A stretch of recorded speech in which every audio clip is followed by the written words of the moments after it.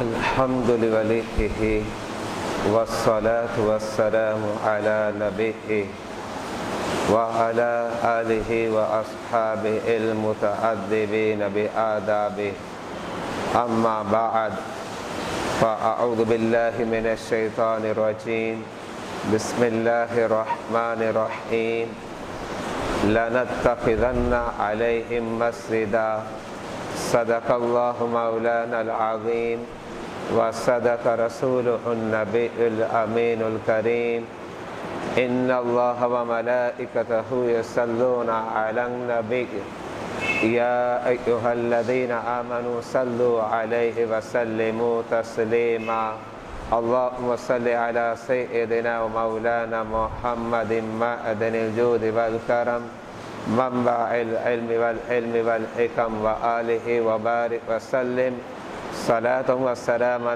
عليك يا سيدي يا رسول الله الصلاة والسلام عليك يا حبيب الله الصلاة والسلام عليك يا نبي الله الصلاة والسلام عليك يا رحمة للعالمين مولاي صل وسلم دائما أبدا على حبيبك خير الخلق كلهم رب اشرح لي صدري ويسر لي أمري واحلل عقدة من لساني يفقهوا قولي برادران اسلام، معزز محتشم سامعین کرام و حضرات گرامی، آج آپ حضرات کے سامنے جمعۃ المبارک کے خطبے میں جس عنوان کا انتخاب کیا ہے وہ عنوان ہے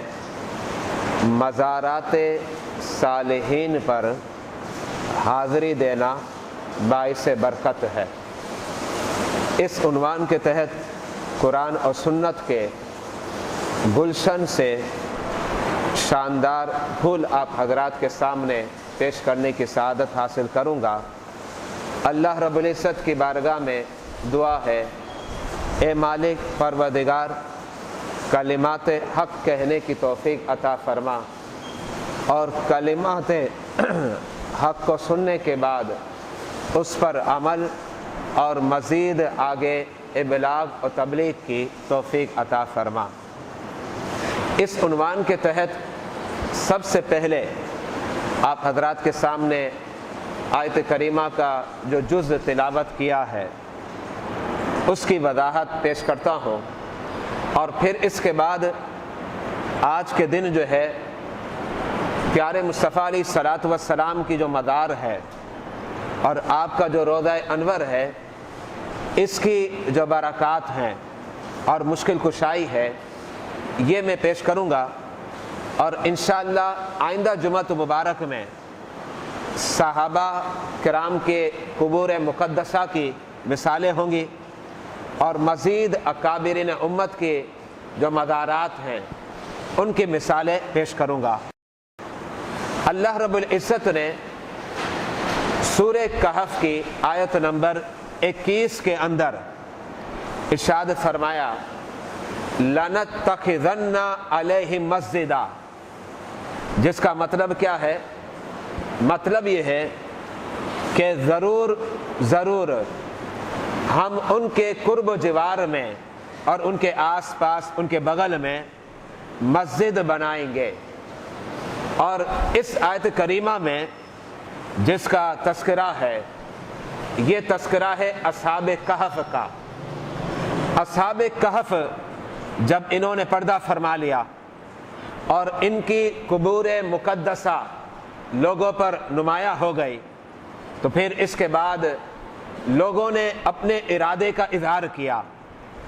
جس ارادے کا اظہار کیا اللہ رب العزت نے قرآن میں اس کا تذکرہ کر دیا، اور وہ ارادہ کیا تھا کہ ان کی قبور مقدسہ کے آس پاس ہم کیا کریں گے؟ مسجد کو تعمیر کروائیں گے اور مسجد کو بنائیں گے۔ اس آیت کریمہ سے یہ مسئلہ واضح ہو گیا کہ اللہ والوں کی جو قبور ہوتی ہیں ان قبور سے برکتیں ملتی ہیں، اور ان برکتوں کو حاصل کرنے کے لیے اللہ کے بندے کیا کرتے ہیں؟ ان کی قبور مقدسہ کے آس پاس اگر مساجد بناتے ہیں تو ان مساجد کا بنانا جائز ہے۔ یہی وجہ ہے کہ اگر آپ قرآن کا مطالعہ کریں تو بات واضح ہو جاتی ہے، اور اللہ رب العزت نے اس مقام پر جب ان کے عمل کا تذکرہ کیا تو تذکرہ کرنے کے بعد تردید نہ فرمائی۔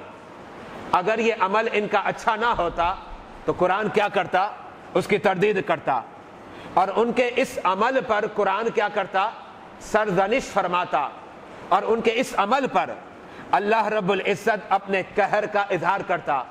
رب جلیل کا سرزنش نہ فرمانا اور ان کے اس عمل کی مخالفت نہ کرنا اس بات کی واضح دلیل ہے کہ قبور مقدسہ کے آس پاس مساجد بنانا بالکل جائز ہے۔ اب آپ کے سامنے میں ایک حوالہ پیش کرتا ہوں، اور یہ حوالہ اس لیے پیش کرتا ہوں تاکہ آپ کو یہ سمجھ آ جائے کہ جو استدلال اس آیت کریمہ کے جز سے کیا گیا یہ محض 14ویں صدی میں نہیں کر رہا، یا پھر ہمارے علماء محض نہیں کر رہے، بلکہ اکابرین امت نے بھی اس آیت کریمہ سے اسی انداز میں استدلال کیا۔ اور اس میں ایک حوالہ پیش کرتا ہوں تفسیر مظہری کا۔ تفسیر مظہری میں علامہ ثناء اللہ پانی پتی علیہ رحمت الرحمن اس آیت کریمہ کے تحت ارشاد فرماتے ہیں هذه الآیۃ تدل علی جواز بناء المسجد، جس کا مطلب یہ ہے کہ اس آیت کریمہ سے واضح ہو گیا کہ مسجد کا بنانا جائز ہے، مسجد کا بنانا جائز ہے۔ اور پھر آگے جا کے لکھتے ہیں کہاں بنانا جائز ہے؟ عند مقابر اولیاء اللہ، جس کا مطلب یہ ہوا کہ اولیاء کرام کے جو مزارات ہیں ان کے قرب و جوار میں مساجد کا بنانا کیا ہے؟ جائز ہے۔ مزید آگے علامہ ثناء اللہ پانی پتی کیا فرماتے ہیں؟ قصدن للتبرک بہم، جس کا مطلب یہ ہے کہ ایک تو مسجد کو بنانا یہ خود باعث سے برکت ہے، اور مساجد تو کہیں جگہ پر موجود ہوتی ہے، لیکن اگر مسجد کہاں ہو، اگر وہ مسجد جو ہے اولیاء کرام کے مزارات کے قرب و جوار میں ہو تو ایک تو مسجد کی برکت ملے گی، اور ساتھ میں فرماتے ہیں مسجد کی برکت کے ساتھ یہ فائدہ حاصل ہوگا کہ صاحب مزار کی برکتیں بھی ملے گی۔ یہ علامہ ثناء اللہ پانی پتی فرماتے ہیں، جن کے مشکات شریف کے اندر بھی یہ روایت موجود ہے، اور مشکات میں یہ روایت باب الکرامت کے اندر جو دوسری فصل ہے وہاں موجود ہے۔ اس کے علاوہ سنن دارمی کے اندر بھی یہ روایت ہے۔ اور ایک اور کتاب کا حوالہ پیش کرتا ہوں، وہ کتاب اگرچہ احادیث کی کتاب نہیں کہلاتی، اس کا عنوان ہے سیرت مصطفی علیہ الصلاۃ والسلام، اور کتاب کا نام کیا ہے؟ المواہب لدنیہ۔ اس کتاب کے اندر بھی یہ روایت موجود ہے، اور روایت کے راوی جو ہیں وہ بصرہ کے عظیم راوی ہیں جن کا نام حضرت سیدنا ابو الجوزا ہے۔ حضرت سیدنا ابو الجوزا فرماتے ہیں صحابہ کا دور ہے، تابعین بھی موجود ہیں، اور اس دور میں کیا ہوا؟ مدینہ طیبہ میں قحط پڑ گیا۔ اب تمام لوگ پریشان ہیں۔ جب لوگ پریشان ہوئے تو پریشانی کے عالم میں اب لوگ کہاں آ رہے ہیں؟ توجہ رکھیے گا، لوگ آئے حضرت عائشہ کے پاس، اور آنے کے بعد عرض کرتے ہیں اے عائشہ آپ کچھ کیجئے، قحط پڑ گیا ہے، اور مدینے کی بستی میں خوش سالی جو ہے اس کا ورود ہو چکا ہے۔ اب یہاں میں چند باتیں آپ کے ذہنوں میں بٹھانا چاہتا ہوں، ذرا توجہ رکھیے گا۔ وہ باتیں یہ ہیں، جس دور میں حضرت عائشہ کے دربار میں حاضر ہوئے تھے وہ دور صحابہ اور دور تابعین تھا۔ یہ وہ دور ہے کہ اللہ کے حبیب علیہ الصلوۃ والسلام نے ارشاد فرمایا سب سے افضل دور کون سا ہے؟ فرمایا کرنی، میرا دور ہے، یہ سب سے افضل ہے۔ اور پھر میرے آقا فرماتے ہیں میرے دور کے بعد سب سے افضل دور کون سا ہے؟ فرمایا سب سے افضل دور میرے دور کے بعد میرے صحابہ کا دور ہے. اور پھر میرے آقا نے فرمایا صحابہ کے دور کے بعد اب سب سے افضل دور کون سا ہے؟ فرمایا وہ تابعین کا دور ہے. اس کا مطلب یہ ہوا نبی کے دور کے برابر کوئی دور ہی نہیں ہے. یہ سب سے عظیم دور ہے اور سب سے عظیم زمانہ ہے. اور پھر اس کے بعد سب سے عظیم زمانہ کون سا ہوا؟ صحابہ کا. اور پھر اس کے بعد تابعین کا. ذرا غور کریں کہ تابعین کے دور کے بعد سے لے کر آج تک اور قیامت تک ڈھیر سارے ادوار آئیں گے. لیکن اگر آپ کو کوئی سوال کرتا ہے بتاؤ ان تمام ادوار میں سب سے افضل دور کون سا ہے، تو آپ احادیث کی روشنی میں واضح کریں گے دور مصطفیٰ کے بعد دور صحابہ اور دور تابعین ہے. اچھا، اب دور صحابہ اور دور تابعین کے لوگ ہیں جو حضرت سیدہ عائشہ کے پاس آتے ہیں.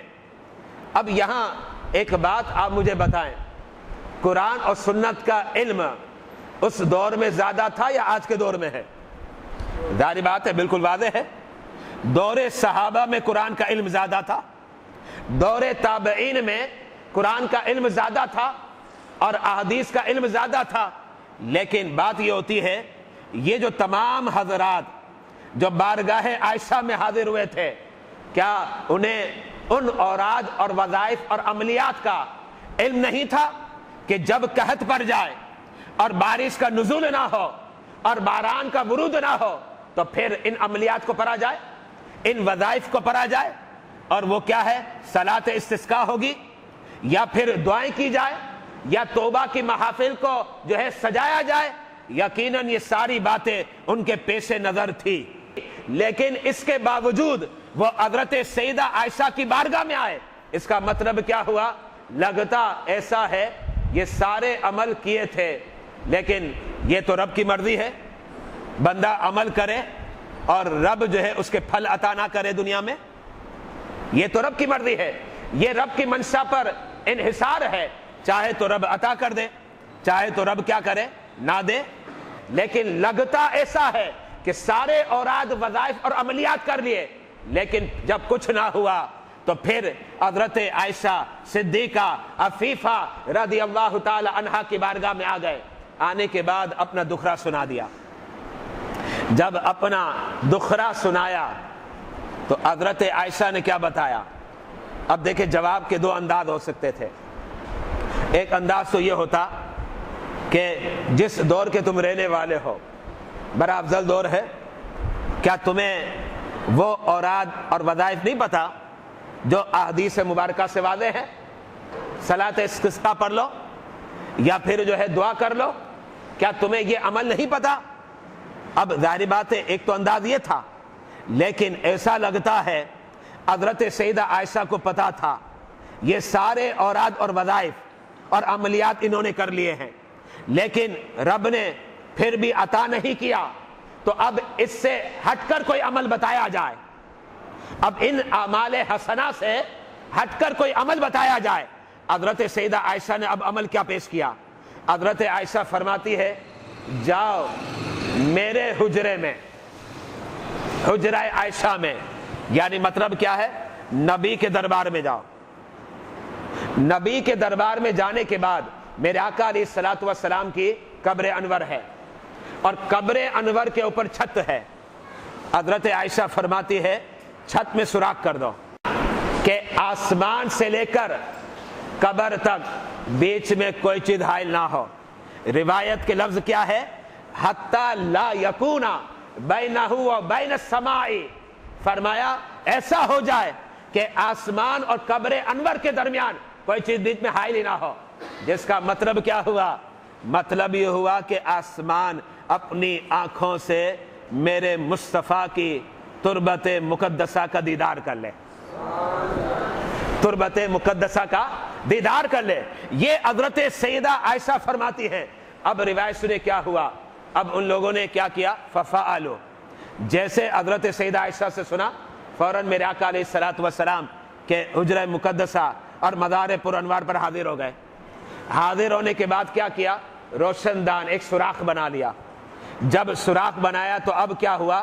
آسمان جو ہے میرے مصطفیٰ کی قبر انور کا دیدار کرتا ہے، اپنی آنکھوں سے دیکھتا ہے۔ اب روایت سنے کیا ہوا، فَمُطِرُ مَطَرًا، جس کا مطلب یہ ہے جب آسمان نے قبر انور کا دیدار کیا فوراً بارش کا نزول ہو گیا، فوراً بارش کا نزول ہو گیا۔ یہ روایت مشکات شریف کی ہے جو میں نے آپ کے سامنے پیش کیا۔ جو مسلک اور جو مشرب اہل سنت و جماعت کا ہے، الحمدللہ مشکات، سنن دارمی اور مواہب لدنیہ کی اس روایت سے واضح ہو رہا ہے۔ اور یہی نظریہ جو اعلیٰ حضرت امام اہل سنت جو تاجدار بریلوی ہے، بریلوی کی چٹائی اور چوکھٹ پر بیٹھ کر فتویٰ دیتے ہیں، اور یہی بات کہاں سے ثابت ہو رہی ہے؟ مشکات شریف سے ثابت ہو رہی ہے۔ یہی بات کہاں سے ثابت ہو رہی ہے؟ سنن دارمی سے ثابت ہو رہی ہے۔ یہی بات کہاں سے ثابت ہو رہی ہے؟ المواہب اللدنیہ، علامہ قسطلانی کی سیرت پر شاہکار اور شاندار کتاب سے ثابت ہو رہی ہے۔ میرے آقا کا اتنا کرم ہو گیا۔ اب یہاں ایک اور بات ہے جو قابل توجہ ہے، وہ یہ ہے، یہاں تو قبر انور کی بات ہے، آسمان نے کس کو دیکھا؟ قبر انور کو دیکھا، نبی کے وجود کو تھوڑی دیکھا ہے۔ ذرا توجہ رکھیے گا، وہ قبر انور جو میرے مصطفیٰ کے جسم سے متصل ہے، اس قبر انور کو جب آسمان دیکھتا ہے تو بارش کا نزول ہو جاتا ہے۔ جب میرے مصطفیٰ کو دیکھے گا تو کیسے وجد میں آ جائے گا؟ فرق ہے۔ کہاں میرے آقا کا جسد اقدس اور کہاں قبر انور، دونوں میں فرق تو ہے، بلکہ قبر انور کو جو مقام ملا ہے اور جو عظمتیں ملی ہے اس کی وجہ کیا ہے؟ اس کی وجہ ہی یہی ہے کہ قبر انور جو ہے وہ حصہ میرے مصطفیٰ کے جسد اقدس سے متصل ہے، اسی لیے یہ برکتیں ملی ہے۔ تو جب قبر انور کو دیکھ لے آسمان تو جھوم جاتا ہے، جب میرے مصطفیٰ کے وجود اور جلوے کو دیکھے گا تو پھر کیا نرالی بات ہوگی آسمان کی۔ اور جب قبر انور کی یہ شان ہے تو وجود مصطفیٰ کی شان کتنی نرالی ہوگی۔ قبر انور کی جب یہ شان ہے تو وجود مصطفیٰ کی کیا شان ہوگی۔ اب یہاں ایک اور بات بتانا چاہ رہا ہوں، یہ حدیث مشکات میں ہے، اس کے شارح ہیں بڑے عظیم شارح اور تعلق فقہ حنفی سے ہے۔ ان کا وصال 1014 ہجری میں ہوا۔ نام کیا ہے؟ حضرت سیدنا ملا علی قاری، یہ ان کا نام ہے۔ حضرت سیدنا ملا علی قاری جو ہے یہ وہ عالم ہے جو 14ویں صدی کے نہیں ہیں اور 13ویں صدی کے نہیں ہیں، 12ویں صدی کے نہیں ہیں، بلکہ ان کا وصال کب ہوا؟ 1014 ہجری میں ہوا ہے، یعنی کتنے پرانے عالم دین ہے۔ اور یہ ایسے عالم ہیں کہ اہل سنت و جماعت کے تمام علماء کے نزدیک مسلمہ ہیں، بلکہ دیوبندی مکتبہ فکر کے جو علماء ہیں ان علماء کے لیے بھی یہ کیا ہے؟ مسلمہ ہے۔ اس کا مطلب کیا ہوا؟ ہم بھی انہیں مانتے ہیں کہ یہ ہمارے اکابر ہیں، اور دیوبندی مکتبہ فکر کے جو علماء ہیں موجودہ وہ بھی یہ کہتے ہیں کہ یہ ہمارے اکابرین میں ہے۔ ہم بھی کہتے ہیں یہ بہت بڑے جو ہے محدث بھی ہے اور فقیہ بھی ہیں، اور وہ بھی یہ کہتے ہیں یہ بہت بڑے فقیہ بھی ہے اور محدث بھی ہے۔ اب انہوں نے جب مشکات کی یہ روایت آئی، اس روایت کی شرح لکھی، اور شرح لکھ کر ایسا لگتا ہے جب میں نے ان کلمات کو پڑھا مجھے لگا جیسے بریلوی سے اعلیٰ حضرت بیان کر رہے ہیں۔ وہ خود سوال قائم کرتے ہیں، اور سوال کیا ہے؟ کہا یہ جو بارش ہوئی یہ کس وجہ سے ہوئی؟ ایک سوال یہ ہے، تو اس کا جواب کیا دیتے ہیں؟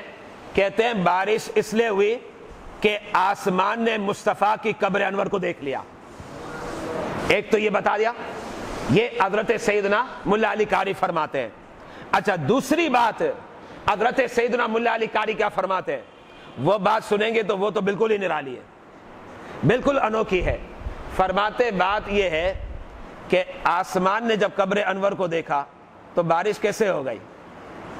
اب اس کو پہلے میں ایک مثال دیتا ہوں، مثال دے کر پھر آپ کو سمجھاتا ہوں۔ پھر آپ دیکھیے گا کہ ملا علی قاری کا انداز کتنا پیارا ہے، جو اپنے دور کا اتنا عظیم فقی اور محدث ہے۔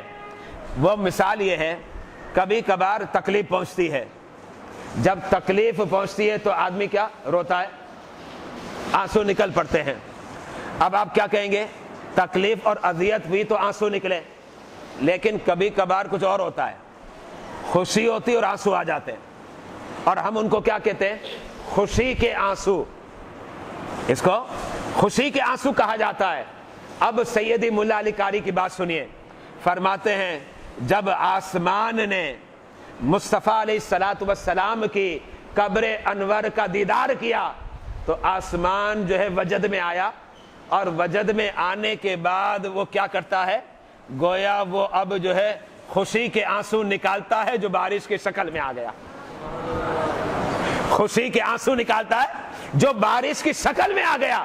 اگر یہ بادامی مسجد کے منبر پر بیٹھ کر بغیر حوالے کے اپنی طرف سے میں بیان کر دیتا تو لوگ ضرور اعتراض کرتے، لیکن میں نے آپ کو حوالہ دے دیا، اور حوالہ کتنا پختہ ہے، کتنا مضبوط ہے کہ ہمارے علماء کے نزدیک بھی مسلمہ ہے، اور دیوبندی مکتبہ فکر کے علماء کے نزدیک بھی مسلمہ ہے، اور انہوں نے مرکات کے اندر اس بات کو واضح کر دیا کہ جب آسمان میرے مصطفیٰ کی قبر انور کو دیکھتا ہے تو وجد میں آتا ہے، اب وہ کیا کرتا ہے، خوشی کے آنسو نکالتا ہے، جب خوشی کے آنسو نکالتا ہے تو مشکات کی روایت ہے کہ اب موسلا دار بارش آ گئی۔ جب موسلا دار بارش آئی، اب وہ بارش کیا تھی، جیسے اب سردی کے دن آ رہے ہیں، اب میڈیا پر کیا سنتے ہو، کہتے ہیں پہاڑوں پر سفید چادر آ گئی ہے، پہاڑ سفید چادر سے ڈھک گئے ہیں۔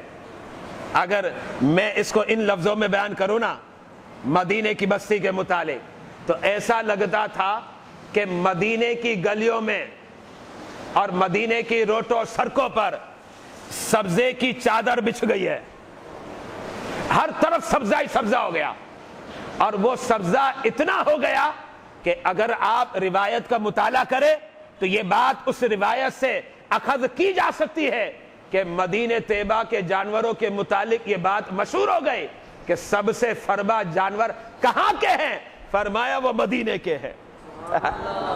وہ کہاں کے ہیں، مدینے کے ہیں، یہ اس روایت کا مطلب نکلتا ہے۔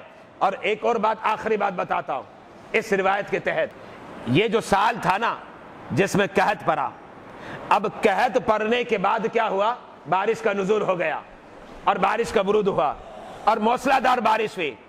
روایت کے اندر موجود ہے، حضرت سیدنا ابو جوزہ فرماتے ہیں، اب اس سال کا نام کیا ہو گیا، عام الفتق۔ عام الفتق کا مطلب یہ ہے کہ اب یہ سال ایسا ہو گیا کہ جہاں نگاہ اٹھا کر دیکھو ہر طرف سبزہ ہی سبزہ نظر آتا ہے، ہر طرف جو ہے سبزہ ہی سبزہ نظر آتا ہے۔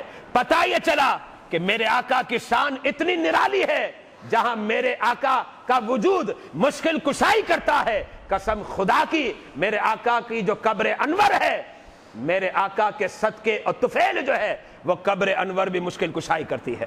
یہ دور تھا حضرت سیدنا عمر فاروق کا، مدینہ طیبہ میں قحط پڑ گیا، اور یہ قحط بڑا مشہور ہے، اور اس قحط اور خوش سالی میں کیا ہوا، مدینہ طیبہ کے جانور ہلاک ہو گئے، مدینہ طیبہ کے رہنے والوں کے پاس کھانے کی اشیاء بھی ختم ہو گئی، بہت برا حال ہو گیا لوگوں کا۔ حضرت سیدنا عمر فاروق بڑے پریشان ہو گئے، اور کیوں پریشان نہ ہوں گے، حضرت سیدنا عمر فاروق اس لیے پریشان ہوئے کہ جنہیں فکر کس کی ہے، فکر یہ ہے کہ میری سلطنت میں کتا بھی نہیں مرنا چاہیے۔ اور یہاں حضرت عمر فاروق کی ایک اور مثال پیش کرتا ہوں، آپ مسند خلافت میں بیٹھے ہوئے ہیں اور آپ کے گھر کا ایک اونٹ جو ہے زخمی ہو گیا، تو حضرت عمر فاروق نے کیا کیا، مرم پٹی خود کرنے لگ گئے، اور جب مرم پٹی کرنے لگے پتہ آپ کو، آپ کی زبان سے کلمات نکلنے لگے۔ کیا کلمات تھے؟ کلمات یہ تھے، حضرت عمر فاروق فرماتے ہیں یہ اونٹ میرا ہے، زخمی ہو گیا ہے، اگر اس کی مرم پٹی نہیں کروں گا تو قیامت کے دن اللہ مجھے پوچھے گا۔ ذرا غور کریں، جو جانوروں کا اس انداز میں خیال کرے پھر انسانوں کا کتنا عظیم الشان انداز میں خیال کرتا ہوگا۔ اب ان کے دور میں کیا قحط پڑ گیا۔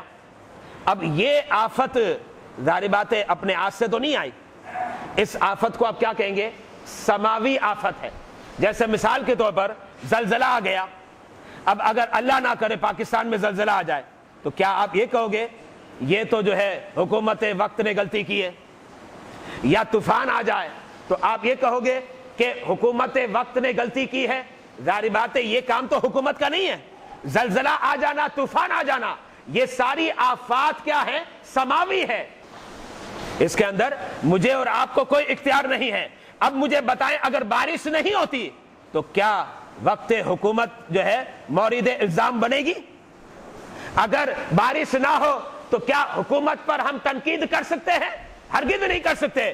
لیکن اس کے باوجود حضرت سیدنا عمر فاروق بڑے پریشان کہ میرا دور خلافت ہے اور مدینے کے اندر قحط پڑ گیا۔ اور قحط کے بارے میں ایک اور بات بتا دو، یہ جو قحط کا جو سال تھا نا، تاریخ کی کتابیں اٹھائیں، کتابوں کے اندر لکھا ہے یہ عام الرماد ہے۔ عربی میں سے کیا کہتے ہیں؟ عام الرماد کہتے ہیں۔ عام الرماد کا مطلب کیا ہے کہ سورج کی تمازت پڑے، جب سورج کی تمازت اور حرارت پڑ جائے تو اب اس کے بعد کیا ہو، مٹی جل جائے، مٹی جلنے کے بعد راکھ ہو جائے، اور وہ راکھ جب ہوا میں اڑتی ہے تو عربی زبان میں اسے رماد کہتے ہیں۔ یعنی وہ سال ایسا تھا کہ اس سال کے متعلق تاریخ دانوں نے لکھا یہ عام الرماد ہے، یعنی مٹی جلی اس کا راکھ بن گئی، اور راکھ بننے کے بعد وہ اڑنے بھی لگے، ایسا قحط پڑا ہے۔ اسی دوران کیا ہوا، حضرت سیدنا بلال بن حارث بڑے جلیل القدر صحابی ہیں، انہوں نے کیا کیا سنیے، وہ روضہ رسول پر حاضری دیتے ہیں، حاضری دینے کے بعد میرے آقا سے مکالمہ کر رہے ہیں، میرے آقا سے مکالمہ کر رہے ہیں۔ اور اب سنیں حدیث کے الفاظ، کیا مکالمہ ہے، عرض کرتے ہیں استسقی لامتی کا قد ہلکوا یا رسول اللہ صلی اللہ علیہ وسلم، آپ کی امت ہلاک ہو گئی ہے، آپ اپنے رب سے بارش کے لیے دعا کریں۔ اچھا اب آنے والا کون ہے، صحابی، حضرت سیدنا بلال بن حارث ہے، آنے والا صحابی ہے، اور میرے آقا علیہ الصلوۃ والسلام کہاں ہے، اپنی قبر انور کے اندر ہے، دنیا سے پردہ فرما لیا۔ لیکن اس کے باوجود دور عمر فاروق میں حضرت سیدنا بلال بن حارث جو ہے قبر انور پر آتے ہیں اور یہ التجا کرتے ہیں۔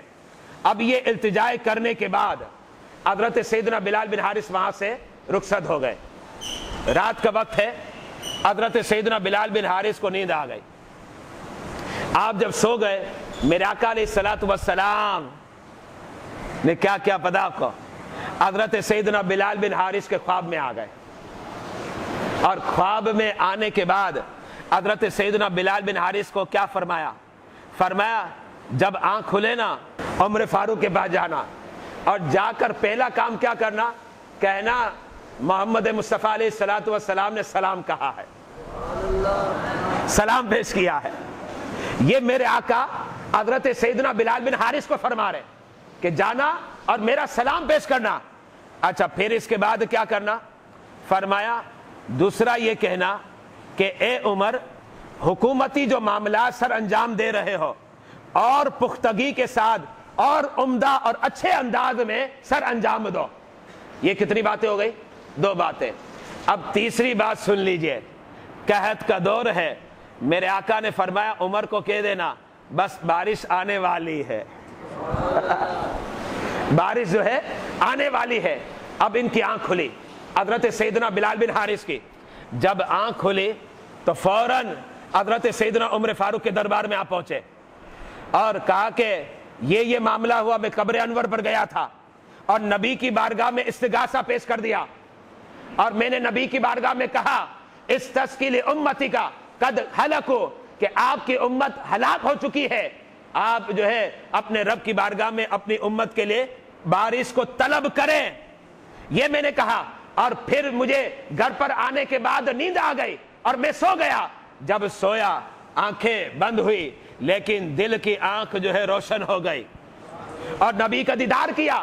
جب نبی کا دیدار کیا تو نبی نے 3 باتیں پیش کی. حضرت عمر فاروق رونے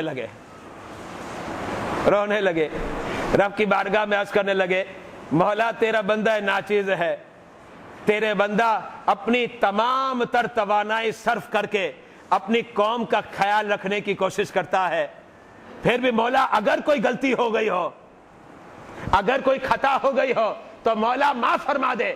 حضرت عمر فاروق جو ہے رب کی بارگاہ میں التجا کرتے ہیں, ابھی تھوڑی دیر ہوئی مدینے میں موسلادھار بارش آ گئی. اب میں آپ کو پوچھتا ہوں, میرے آقا علیہ الصلوۃ والسلام جب دنیا میں تھے اس وقت بھی مشکل کشائی کرتے ہیں, اور جب قبر انور کے اندر تشریف لے جاتے ہیں پھر بھی میرے آقا مشکل کشائی فرماتے ہیں. آقا علیہ الصلوۃ والسلام قبر انور کے اندر جلوہ گر ہیں, پردہ فرما لیا. ابھی غالباً 2-4 دن گزرے ہوں گے, زیادہ وقت نہیں ہوا. ایک دیہات سے ایک اعرابی آ گیا, اور وہ اعرابی کہاں آیا اسے یہ پتا نہیں تھا کہ نبی کا وصال ہو چکا ہے, آپ نے پردہ فرما لیا ہے, اسے یہ نہیں پتا تھا. وہ ایک صحابی کے پاس جاتا ہے, جانے کے بعد پوچھتا ہے نبی علیہ الصلوۃ والسلام کہاں ہیں؟ صحابی نے فرمایا ابھی 1-2 دن پہلے ہی تو وصال ہوا ہے. پردہ فرما لیا. فرمایا آپ کا مزار پر انوار کہاں ہے؟ تربت مقدسہ کہاں ہے؟ فرمایا وہ حجرہ عائشہ ہے. ایڈریس دے دیا. اب وہ دیہاتی اور اعرابی جو ہے نبی کے روزے پر حاضر ہوتا ہے, اور حاضر ہونے کے بعد کیا کرتا ہے پتا آپ کو؟ وہ پیارے مصطفیٰ کی جو قبر انور تھی نا اس کی مٹی اٹھاتا ہے.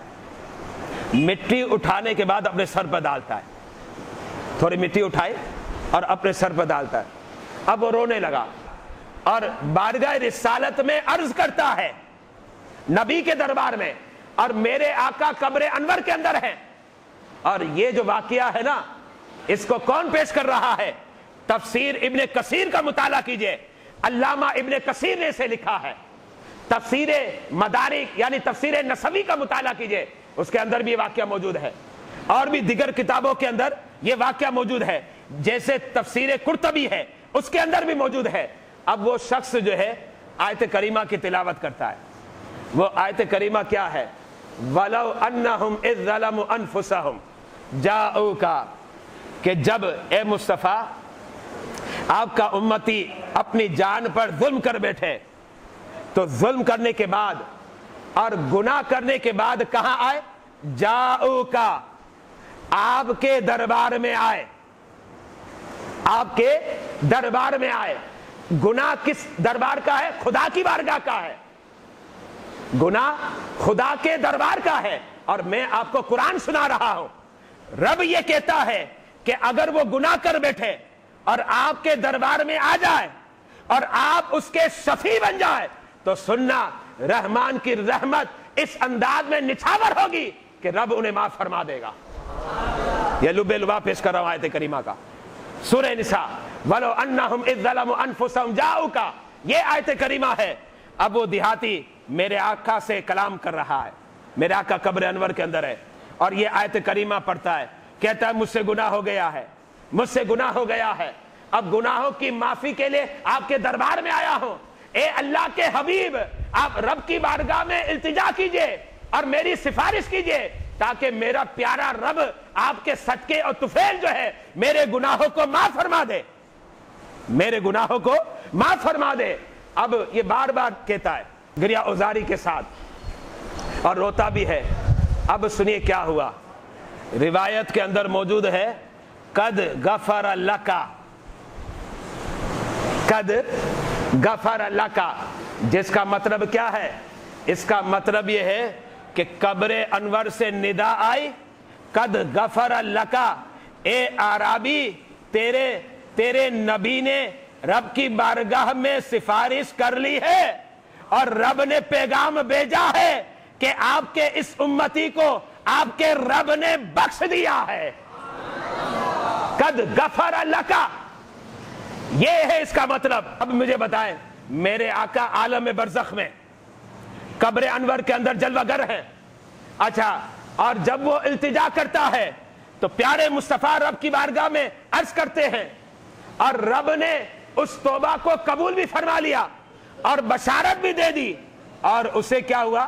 فوراً کہا ہو گیا کہ اب قبر انور ہی سے سنا دیا گیا کہ سنو تمہاری بخشش ہو گئی۔ جب یہ اس بات کو سنتا ہے تو بڑا خوش ہوا، رب کی بارگاہ سے کرم ہو گیا۔ میں نے 3 واقعات پیش کیے، تینوں واقعات میں آپ دیکھیں کہاں آنا پڑا؟ نبی کے دربار میں آنا پڑا۔ اس کا مطلب یہ ہوا کہ نبی کے دربار میں آنا، اس کا ہرگز یہ مطلب نہیں کہ وہ خدا سے دور ہو گیا، بلکہ اس کا مطلب یہ ہے کہ جو نبی کے دربار میں آیا، قسم خدا کی، حقیقت یہ ہے کہ وہ خدا کے دربار میں آ گیا، خدا کے دربار میں آیا۔